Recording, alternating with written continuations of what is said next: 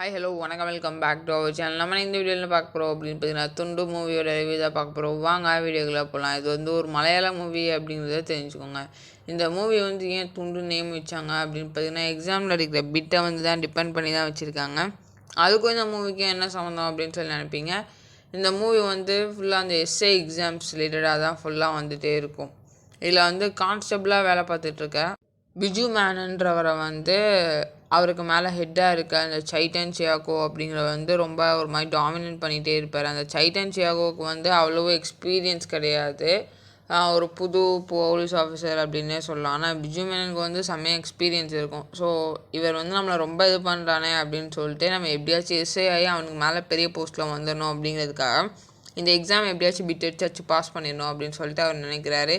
கடைசியில் இவர் பாஸ் பண்ணாரா இல்லையா, அவரோட ஹையர் அத்தாரிட்டியாக அவர் வந்தாரா இல்லையா அப்படிங்கிறது தான் இந்த மூவி. உண்மையிலேயே இந்த மூவி ஓரளவுக்கு நல்லா தான் இருக்குது அப்படிங்கிறத தெரிஞ்சுக்கோங்க. இதுதான் இந்த மூவியோட ரிவ்யூ. இதே போல் இன்ட்ரெஸ்டிங் மூவி ரிவ்யூவோட மறுபடியும் உங்களை அதை இன்னொரு வீடியோவில் சந்திக்கிறேன். Bye bye, thank you.